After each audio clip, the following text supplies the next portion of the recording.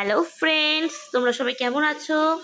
আজকে চলে এসেছি আর নতুন মিনি ব্লগ নিয়ে। আজকে ফার্স্ট টাইম আমি মিনি ব্লগ করতে চলেছি। তো তোমরা দেখছো আমার চ্যানেল আনপ্ল্যান স্টোরি। দুকে আইব্রো ভাত দিতে, তো একজন রয়েছে সুব্রত আর একজন শুভান্বিতা। এদের দুজনেরই বিয়ে হতে চলেছে।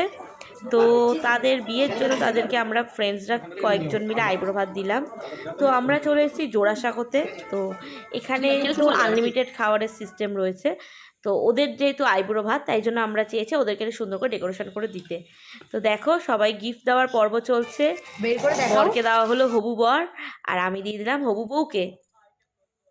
তো দেখো কেমন লাগলো গিফটটা।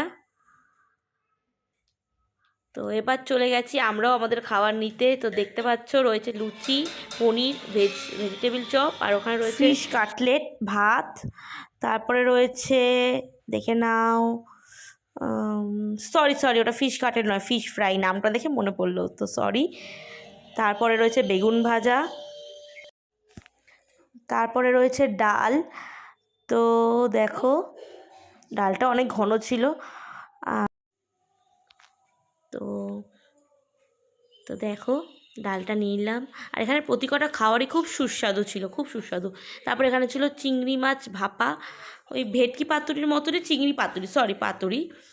তো তো তারপর আমরা খেয়ে নিচ্ছি। দেখো ফিশ ফ্রাইটা, উফ সেরা ছিল ফিশ ফ্রাইটা, কোনো কথা হবে না। আমার বন্ধু তার রিভিউ দিয়ে দিল সেরা। আর এখানে দেখো পাতুরিটা খুব ভালো ছিল, কিন্তু সত্যি কথা বলতে মাছের পাতুরি যদি কেউ খেয়ে থাকো না, তো ভেটকি মাছের পাতুরির সাথে এটা ঠিক কম্পেয়ার চলে না। ভেটকি মাছের পাতুরি ভেটকি মাছেরই হয়, এটার সাথে এটা কোনো সত্যি কম্পেয়ার হয় না। তারপর রয়েছে চিকেনটাও সত্যি কথা অসাধারণ ছিল, অসাধারণ। তো চিকেনও ছিল।